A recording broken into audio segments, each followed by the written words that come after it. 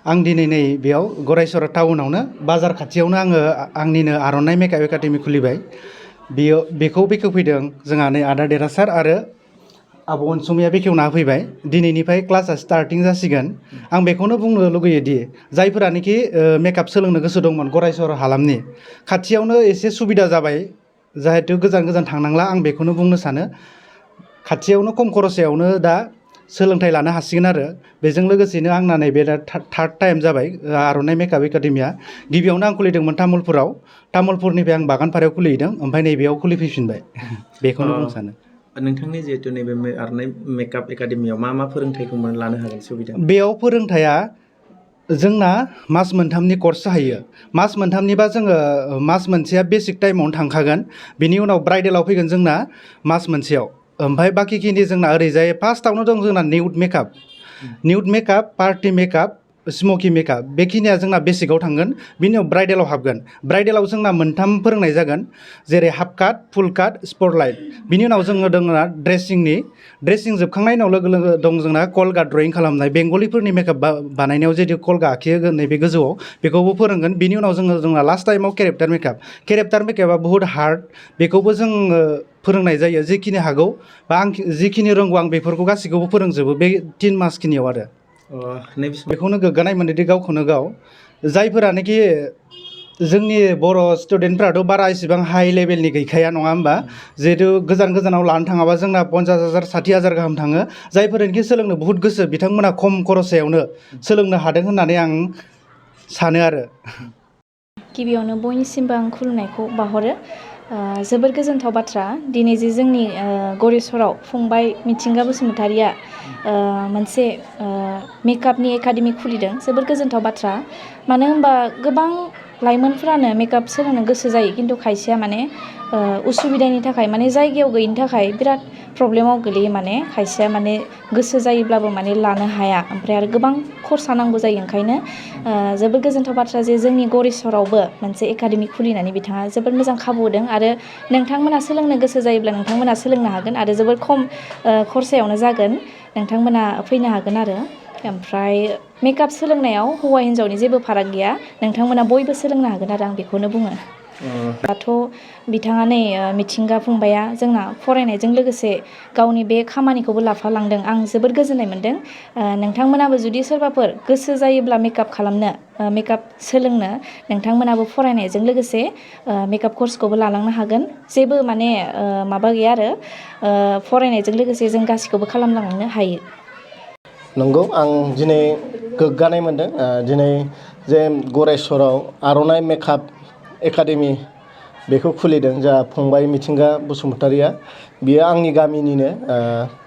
बियो आंखौ आगोलनि समावबो तामुलपुराव बेखेवनाय बा बागानपारायाव बेखेवनायाव आंखौ रिकुवेस्ट खालामदोंमोन। नाथाय आं माखासे उसुबिदानि थाखाय बिथांनि बे हाबाफारियाव बाहागो लानो हायाखैमोन। नाथाय दिनैबो बिथाङा मैया सानसे जाबाय दाखालि बावै आंखौ खावलायदोंमोन आदा सुनिबारखालि मेकआप स्टुडिअ'खौ बेखेवनि नामा होनदोंमोन। नाथाय आङो बुंदों सुनिबार दिनाव लायालासिनो समबार दिनाव लायोबा मोजांसिन जागोन होननानै आं बेखौ खावलायनायलाय बियो दिनै समबार दिनाव लाबाय। आं मोजां नांदों दिनै समबार बारायाव बिनि बेखेवनाय हाबाफारिखौ बेखेवनाय नुनो मोननानै। आरो आङो ओरैनो आं नायनो फैदोंमोन नाथाय फंबाया आंखौ बेखेवनाय हाबाफारिखौसो मावफुंनो होबाय। थेवबो आं बिनि खावलायनाय बायदियै आं मावफुंना होबाय। बेयो मोनसे फोरमान होदों जेनेबा सेंग्रा सिख्ला रावबो ओरैनो जिरायना थायालासे जेनेबा फरायनायल' नङा फरायनायजों लोगोसे फंबाया नलबारियाव बियो आइ.आइ.टि. फरायहैदोंमोन। नलबारियाव आइ.आइ.टि.नि कर्स लानायाव बियो बे मेकआपनि खामानिखौबो बियो सोलोंनानै फैदों। बियो बाखि ओरैनो थानाय समाव बियो मेकआपनि ट्रेनिंखौ लादों होननानै आं मिथिगौ। बियो आंनो सानसेखालि मोजां समाव फोरमायदों।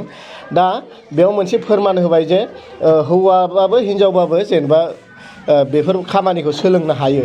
फरायनायल' नङा फरायनायजों लोगोसे बेफोर आयदाखौबो लांफानो हायो बेखौ फोरमान होबाय। दिनै बिनि आर'नाइ मेकआप एकाडेमिया तामुलपुर आरो बागानपारायाव दं।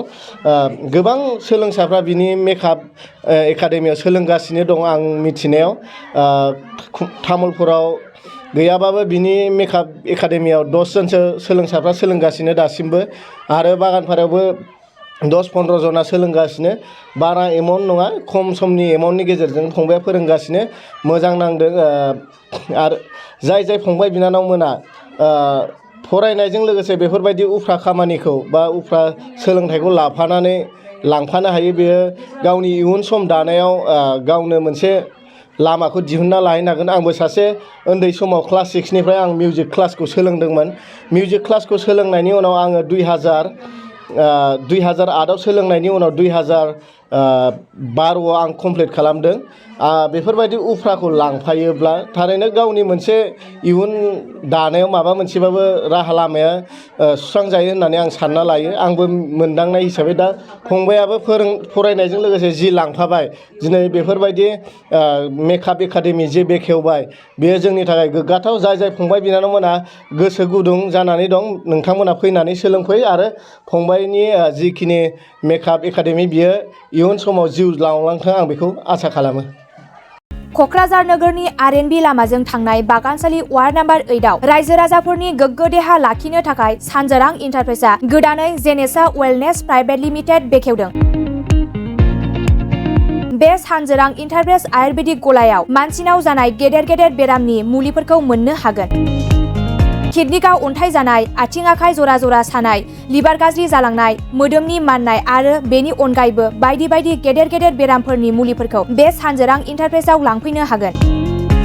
सानजोरां इन्टारप्राइजआव गासै बेरामनि मुलिफोरखौ हलसेल राङावनो लांनो हागोन। सानजोरां इन्टारप्राइज बिगोमाया फोरमायबावनाय बायदिब्ला नैबे 9954157149 जानबुं नाम्बारनि गेजेरजों नोंथांनि गोनांथि जानाय मुलिफोरखौ सुलाद लानो हागोन।